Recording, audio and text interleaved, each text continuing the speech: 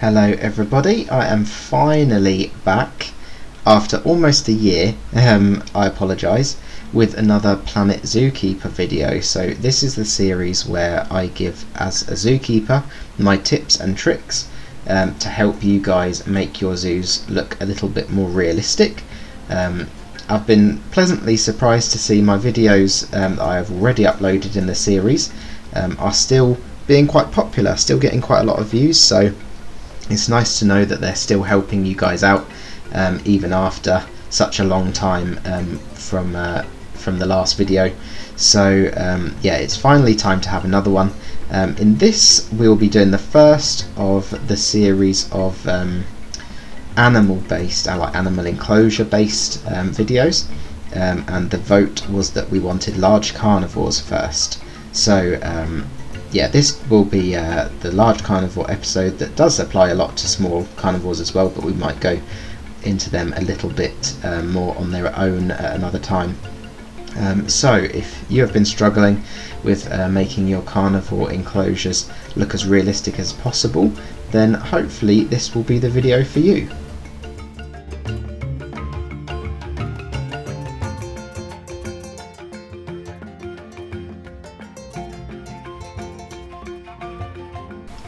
Okay, so large carnivore enclosures. So here is our build for today. So but yeah, I struggled a little bit on how to split things up, but I think we kind of eventually got some requests for large carnivores or carnivore enclosures. I put out that I was probably going to split enclosures videos by the taxa, so carnivores, hoofstock, primates, that sort of thing. So the most popular one that people requested out of all of them was carnivores, so this is probably slightly more appropriate for large carnivores, although a lot of the themes that we'll cover and a lot of the stuff that we talk about will be similar for smaller carnivores as well, just on a smaller scale. But there are certain things that are a bit more health and safety conscious, that sort of thing, in terms of the design and things that you would have in there, details and things. So I've kind of labelled it large carnivores. So a lot of the stuff we will have covered already, things like fencing, planting, terrain, the general zoo layouts and maps. It's all in the playlist, the Planet Zookeeper playlist, so I won't really go too much into detail on any of those because you can see them in a whole video of their own. We don't want to take too much time up with repeating stuff that we've already seen in other videos. So this is our building for today, our enclosure. It's simplified, so obviously this is not really the size and shape and all of that you would want, but it's got all the basic premises that we want to include. And this is for lions, this one. So we've just got, I think I put a male and 2 females in here.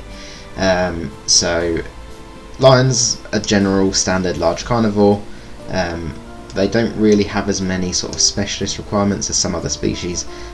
For lions it's kind of more their social aspect, the fact that they do live in groups and you have to manage them in that way. But we will cover a couple of the more specialist things at the end in this little bit here, some little additions for certain other species. So the first thing we want to look at even is the layout and the size. So the size obviously is going to depend on different factors. So the size of the animal, so if you've got a very large carnivore, some of the bears obviously really big, large things like tigers, lions, things like that, or whether you have slightly smaller species, things like snow leopards, cheetahs, that sort of thing.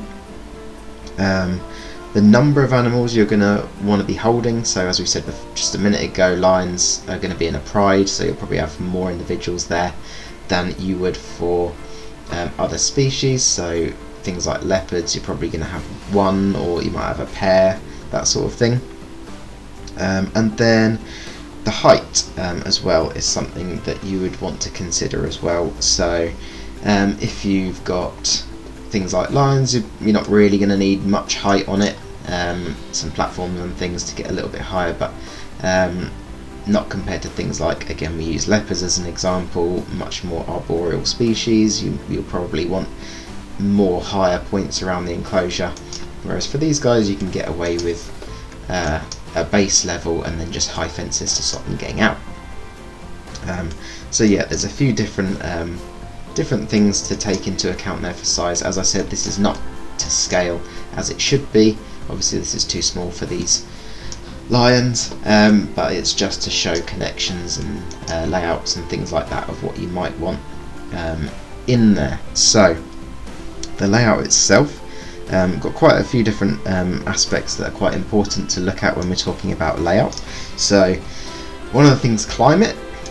So if you are in a colder climate, you're probably going to want to, especially if you're housing animals that come from a warmer climate, you're going to want a relatively large indoor area, as they're probably going to spend a lot of their time indoors in the winter months when it's cold outside. So you'll want kind of either an even indoor to outdoor ratio, or fairly similar at least, so that they are not missing out by spending all their time in one tiny little den during the whole of the winter.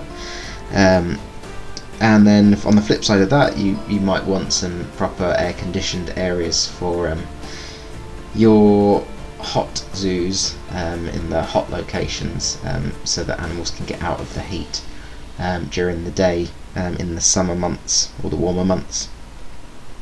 Social groups are going to have a big effect.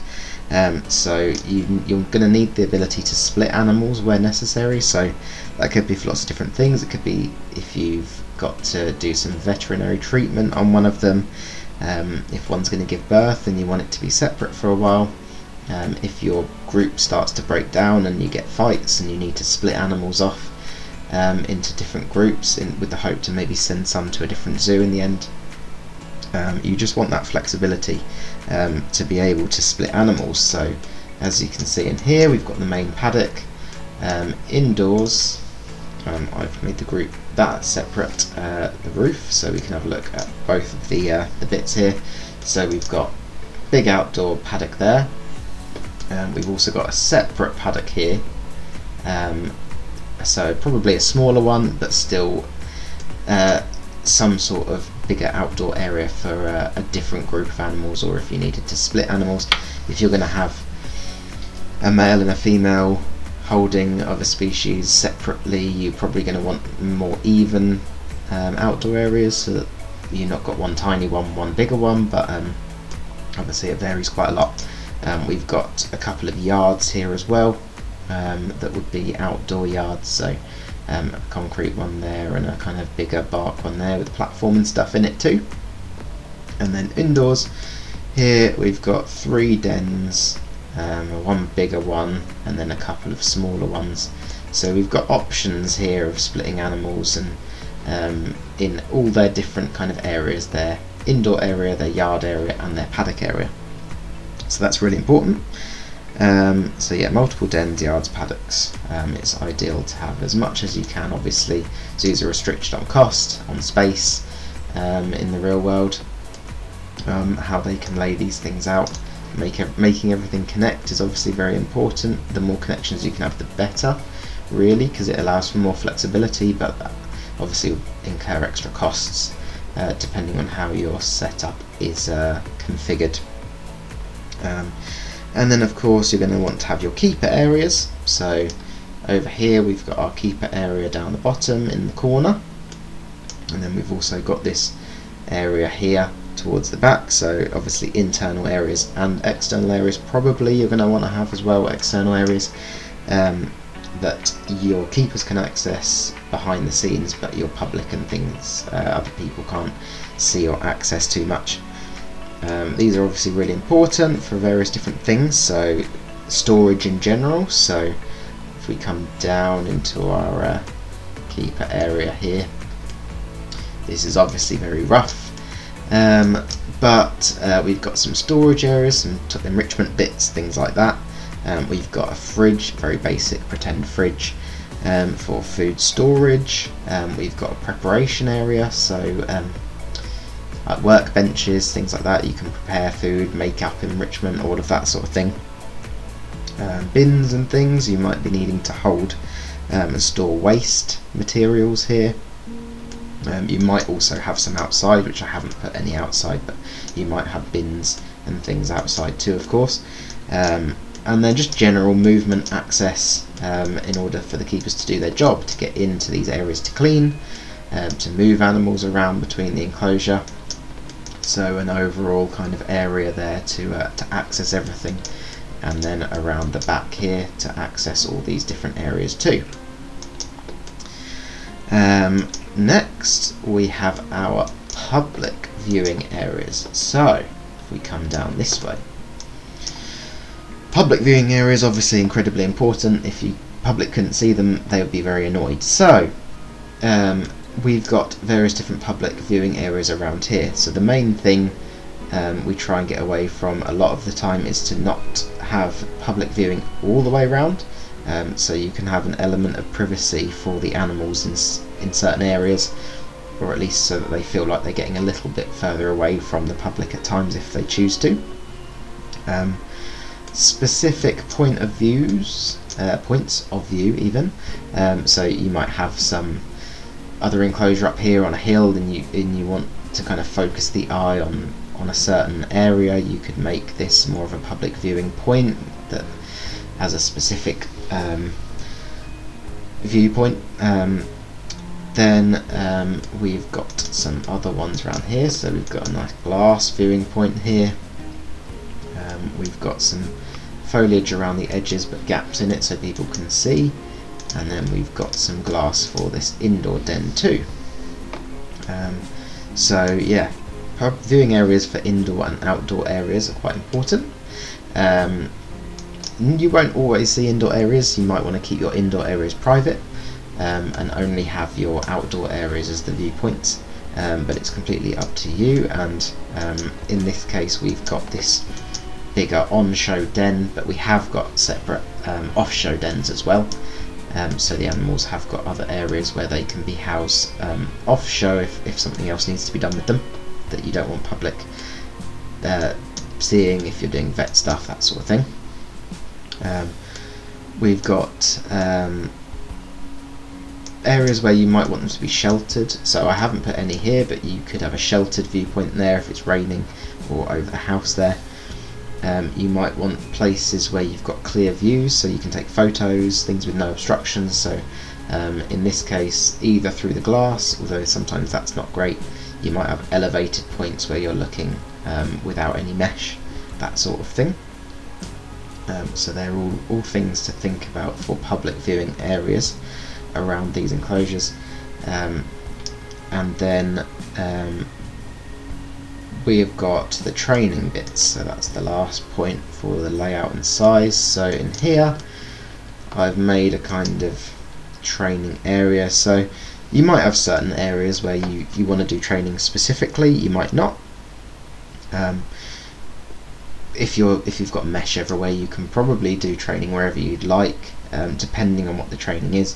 But for example, here we have got a chute, a little raceway in here. So the animal comes through here into this this area with the door at either end, and it's sort of trapped in there for the time being. You can do things like hand injection training here, where they're sort of contained, and you can feed them, and you can poke the syringe into them via trained behaviour. You can bring the tails out if it's things like big cats, and do blood draws, things like that with them. You could weigh in here. You could have some sort of weigh scales on the floor there, and bring your animal through, make it just stand there for a minute while the doors close, and then let it back out. That's a good one to do there. And then crate training. This is one that I didn't quite incorporate into this. This is kind of a dead space that I was going to try and make an area for kind of unloading and unloading animals in crates, but I kind of forgot about it, and I really wanted to get this video out because it's been so long. But you could have an area where you can store a crate safely, be able to access doors remotely, and get the animal used to being going into a crate prior to export, which is a good one to have too. So that would be something else you could incorporate. And you could just have general mesh points if you didn't have mesh everywhere, which is unlikely, but if you didn't have easily accessible mesh everywhere, you might just have a training sort of den. You have a nice big mesh wall that you can do training for various other different behaviours on. So yeah, that is it for the layout and the size. I apologise if I do miss things out, and of course if you do have any further questions you can pop it in the comments, or you can go on the Discord as well. The Discord's still up, so the link will be down below if you have any more questions about how to do certain things or if I miss stuff out. So next thing is fencing. So this is one that we have discussed before, so I won't really go into it. I will pop a link in the description and probably a little thing in the corner of this video that links to my fencing video.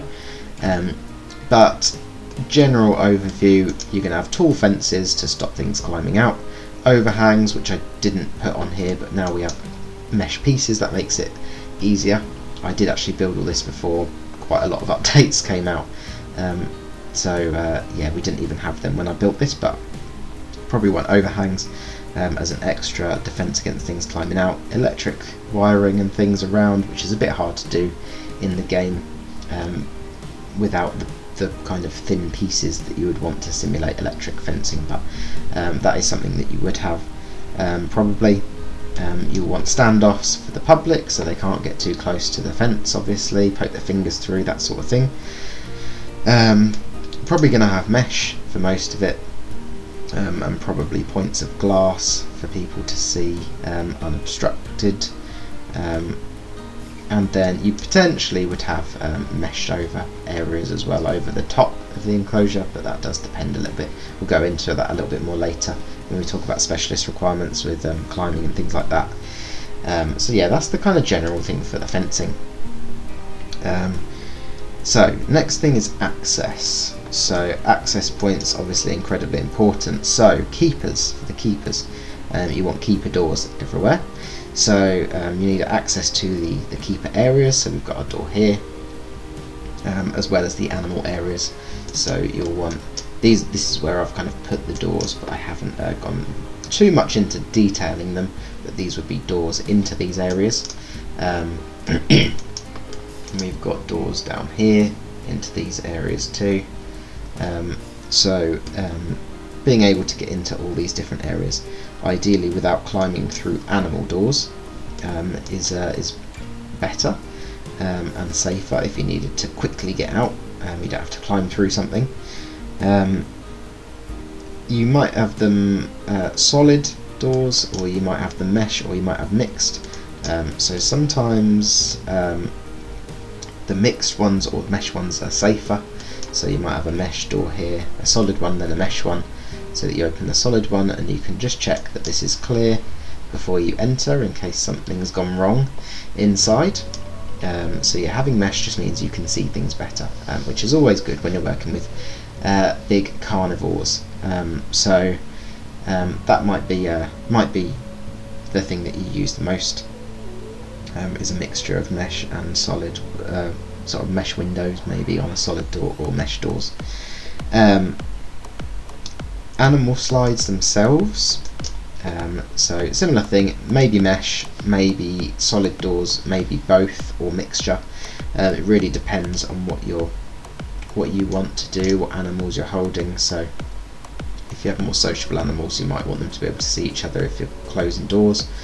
You might want a mixture, you might want two doors, one mesh, one solid, so you can choose if you want animals to be able to see through into different areas or not. You might want mesh doors for introductions, where you want animals to be able to see each other on either side, but not get to each other at that point. So that might be something you go for too. The actual mechanism of the slide, so in general they would probably be either guillotine slides, as we call them, so things that drop down from the ceiling, from above in a runner, that go up and down, or you would want things on runners that go side to side. So side to side runners sort of doors are safer in general. Obviously it removes the chance of you dropping a slide on an animal by accident, or a cable breaking and a slide dropping, which is obviously better. And it also means that if a slide is in the down position, an animal can't try and lift the slide, which can happen, especially things like bears that are obviously very good at manoeuvring their paws about and digging and things like that.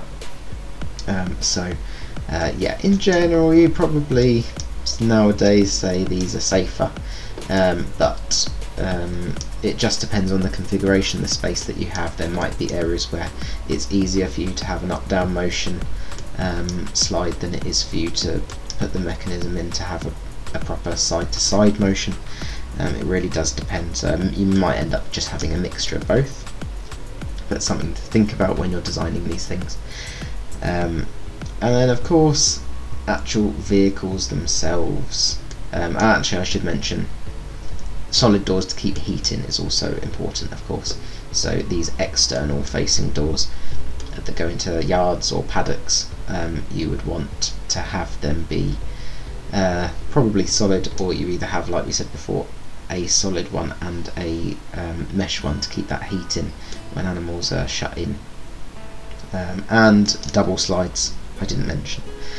You might have double slides, I didn't mention that properly, for extra safety. So you have two slides, you shut them both. If one failed, you've still got another one. So that's sometimes an extra safety thing for people who work with the animals. They have two slides, they know that if one was to fail, if something went wrong, they have another one there, and they would be able to then tell that something had gone wrong. So yeah, vehicles would be the last one, so probably not in here, but like we said, if you wanted to crate train animals, you might have some large door here that you could get a forklift or something like that, or a big tractor to be able to put a crate in and out easily. But then outside you probably want some vehicle access for your paddocks if you're doing any maintenance or any work in the paddocks, and you need to get in there for any reason with a vehicle. Then you would want some sort of access, which I haven't actually done on, but in your proper design you could allow for that access in, and probably you would want airlocks as well for these things. So we've kind of done one down here, just a little caged area as an extra safety mechanism, and you can have that for vehicles too. Just have large doors on the outside, and then the thing would go in, you close these doors, open these doors, and then it goes in. So just a little extra safety mechanism in there that you might have to include there for your access points, keepers, and for vehicles. So next we'll rattle through a couple quite quickly, I think. So materials for the build itself. So doors and slides, probably, as I said before, you're going to be metal and mesh mixtures, solid metal or mesh. For things like big carnivores, obviously it needs to be sturdy. It needs to withhold any scratching, clawing, biting, pawing, that sort of thing, especially with things that are quite strong, things like bears and tigers and things, quite strong animals. The building itself, the walls in general, probably like internally going to be things like brick or concrete, or breeze blocks, that sort of thing. It could be painted and that sort of thing, of course, but stuff that's going to take some wear and tear. It's going to take getting weed on and being washed, getting mud on it and scrubbing it, that sort of thing. Sometimes you'll get tiles, more so in old-fashioned enclosures, actual tiled walls. And this is the same with floors, really, concrete, brick, walls, tiles, floors more so concrete in general. But yeah, sometimes tiles, easy to wash down, easy to clean, but not as aesthetically pleasing, or natural looking, of course. But yeah, easy to clean, strong, sturdy, That sort of thing is generally what the building is normally made for.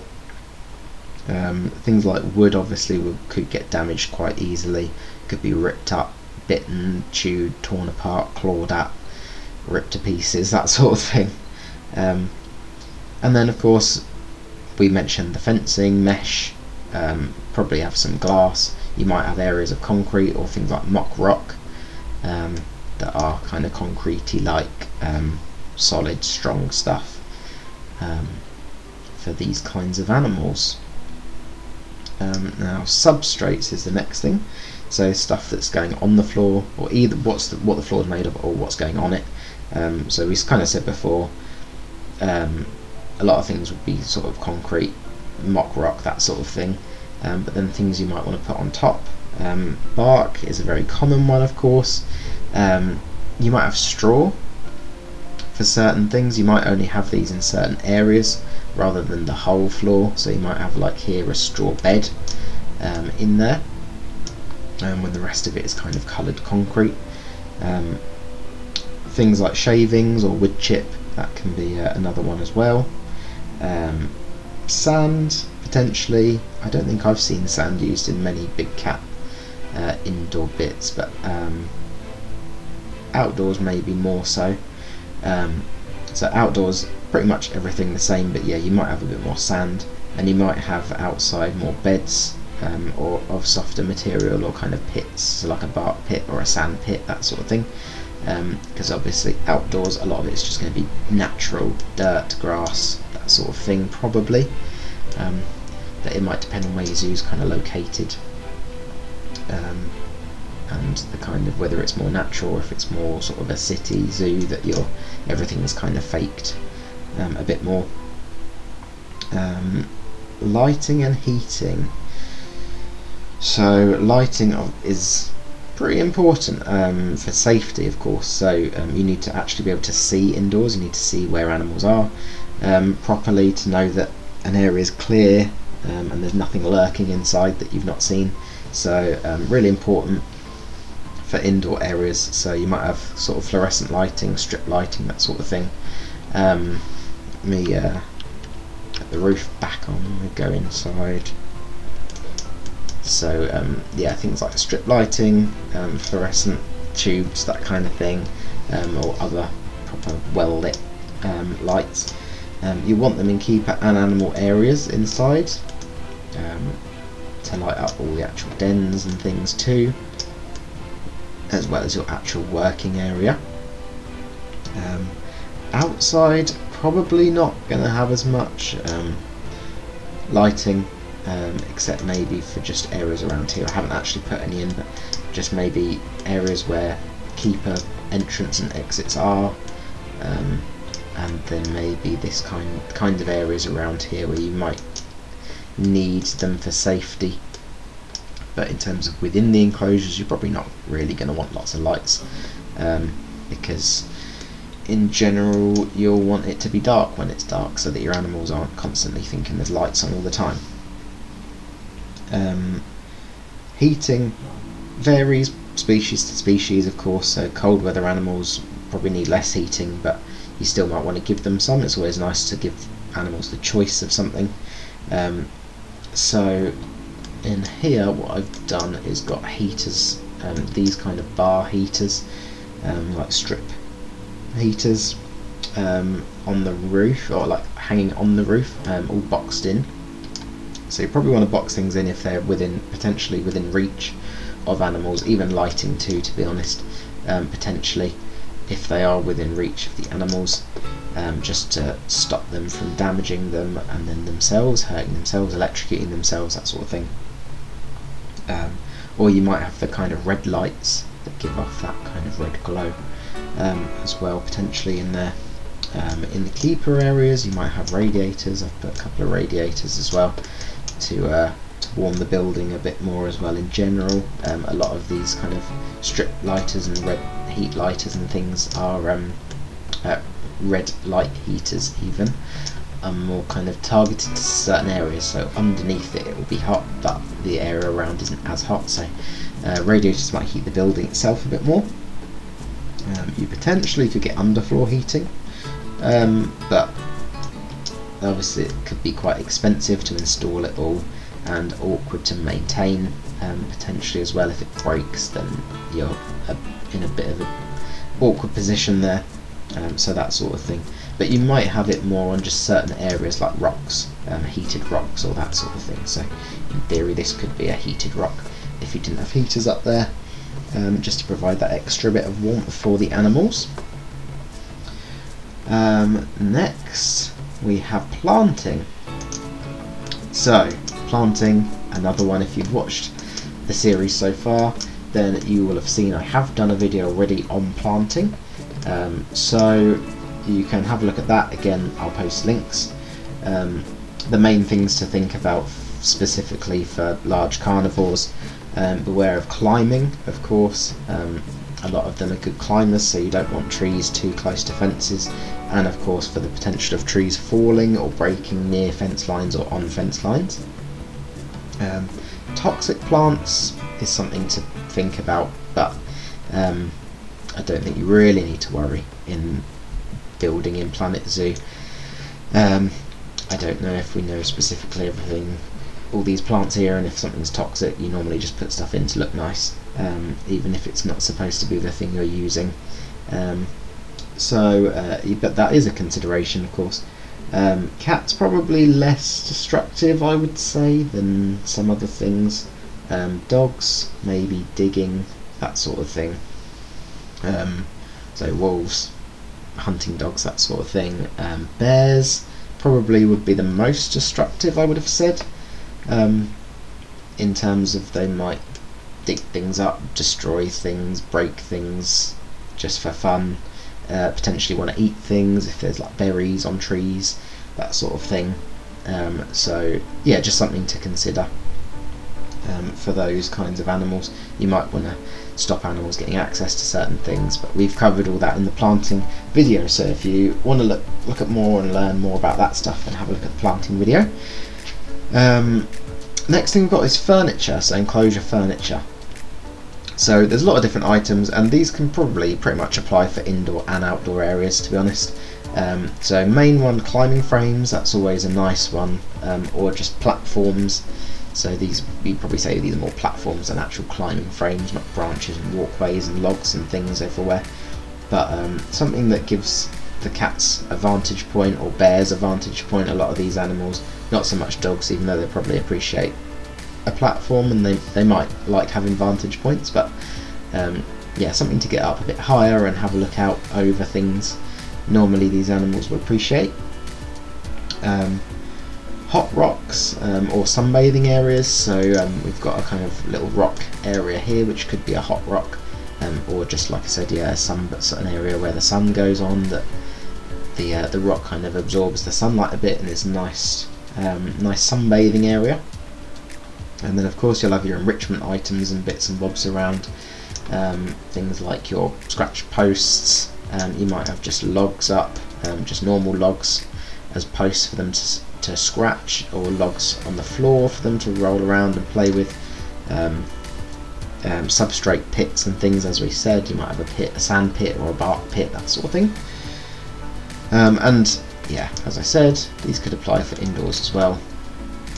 So yeah, we've got our kind of show den here, which has got a little bark pit, it's got straw beds, some climbing platforms, rocky bits, that sort of thing, all of that. The off-show ones, more simple, just a platform and a straw bed in these ones, for a couple of little options. So yeah, that's kind of it for furniture related stuff. Obviously there's tons of different types of enrichment and designs of different enclosure furniture you could use, so that will kind of be up to you to decide how much you want to do for your animals, and of course it probably depend a little bit on the species themselves,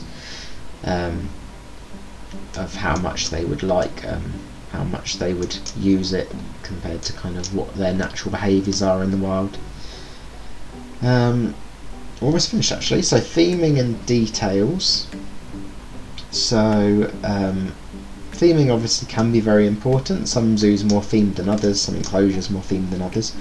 So yeah, it depends on your zoo style, the area that it's within, and the actual kind of general overarching theme of the area and the enclosure.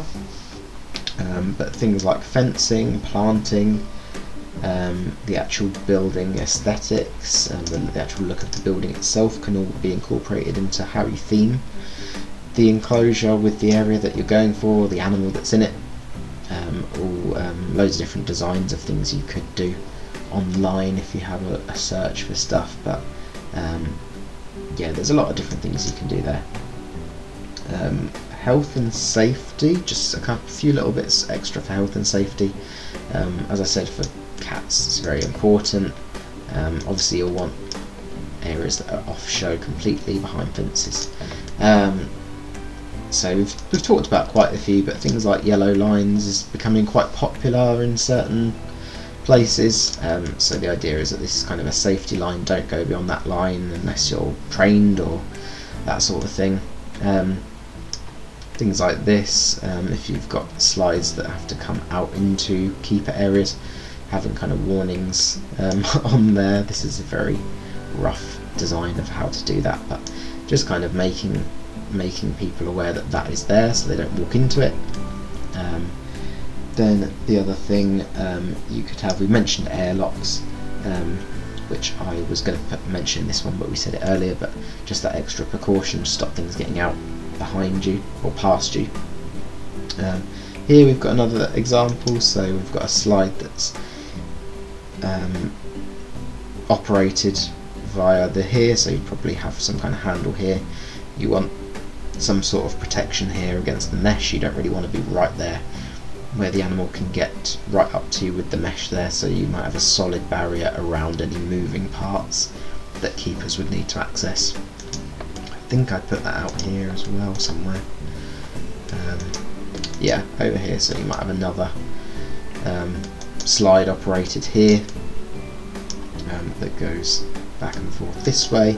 You've got protection on either side for your little hands, and then the same for in here.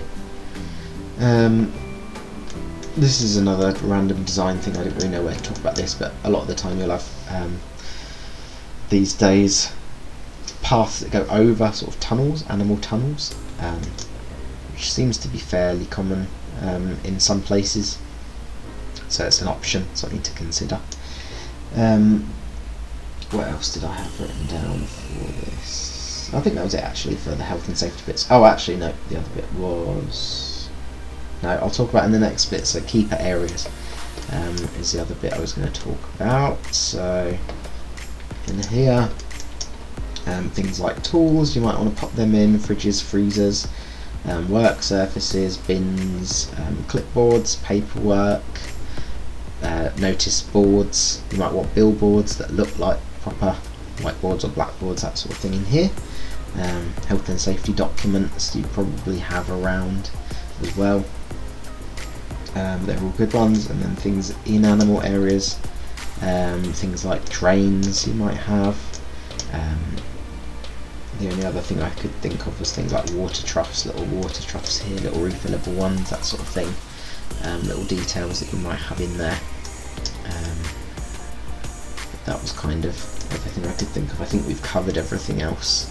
I'm sure there's more that I haven't been able to think about, but I wanted to just give you a fairly good overview of how to do stuff. So I think that is actually it for this bit.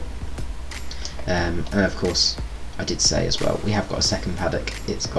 Maybe we'll have more basic stuff in it if it's not the main on-show paddock. If it's off-show especially, it might not have as much thought and money gone into designing it and building it, but you would hope some basic bits in there still in terms of furniture and planting and bits. So yeah, I think we've kind of looked at everything here. So I did say we've got a bark yard on that one. That one's just empty. I think that's everything. I think we've covered it all. Actually, one other thing I was going to say about theming and details, of course, is signage.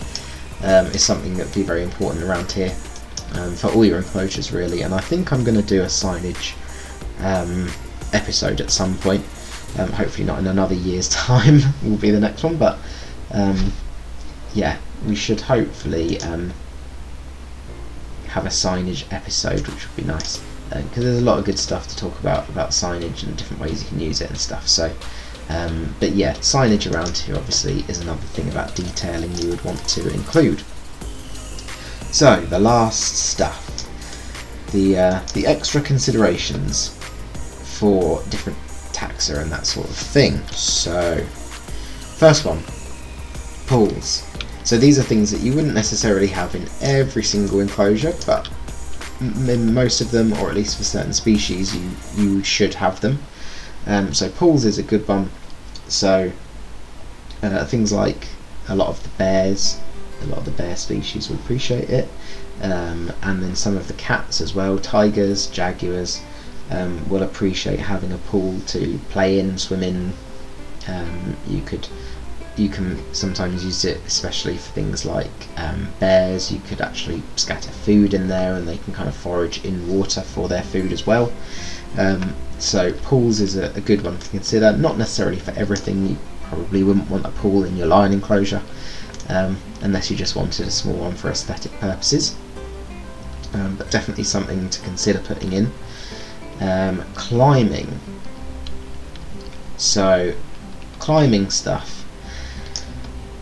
Again, not necessarily for everything, but things like leopards we've mentioned quite a bit. Bears, some of the bears quite like climbing. Those sorts of things. Snow leopards, clouded leopards, depends. As I said, a lot of this stuff we can apply to smaller carnivores as well, but climbing stuff, things that like climbing are more arboreal in general. You're going to probably want to put a lot of platforms and things higher up, so make your kind of 3D environment rather than more just kind of 2D. So taking that enclosure up height wise, having platforms around it gives you more options. You can have them on the edges if you cover your enclosure over, which is something that you can do, especially if you want to be providing these higher areas. It just gives that extra protection. Then you can put more stuff in without the animals getting out. So that's another nice one. And then the last one we have was experiences. So this is just an extra thing that you could think about. In some cases it might be linked to your training stuff that you do already, but you might want to have certain different points for accessing, or different points like this. You have a certain mesh wall that you want to have for kind of experiences if you don't have any generally. Probably somewhere that looks still fairly nice even if it's behind the scenes, just somewhere for the public to do this kind of experience, feeding an animal or making up enrichment for the animal. That sort of thing might be something to think about for your actual enclosure design. You might even have something like, I know Colchester Zoo had for their leopards, the Amur leopards. They have a sort of public training wall where they have a kind of shutter on it, and they can lift the shutter. It's a mesh wall, and they can do kind of training demonstrations there. So they're just extra things that you might think about doing for some of your animals. So I think I've covered everything sufficiently. As I said, it's hard, this one, to kind of categorize everything well. A lot of the things link to each other, and it's kind of hard to make sure I've got everything, but hopefully those groups of the things, the way I've done it all, has made sense and has flowed fairly well. As I say, if I've missed anything out, or if you have any further questions, then of course you can leave a comment, or you can join the Discord and let me know, and then I can add extra things in that you might have thought about into future episodes, talking about actual animal enclosures. And I still do plan to do some that aren't animal enclosure based, so like I said, signage, things like that. But yeah, if you did like the video, please leave a like, and obviously comment.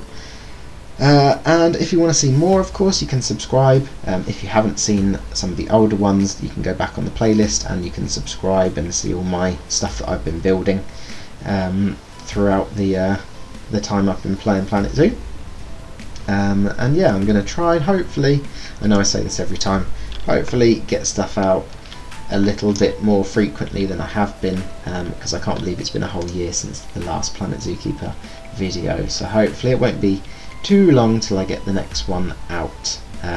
But I do normally do votes on Discord for what people would like to see next, so if you would like to kind of help to decide what you get to see next, then you can join there as well and participate in the voting on there too. So thank you all for watching. I hope you enjoyed this episode finally of Planet ZOOkeeper and found it useful, and I will see you in the next one.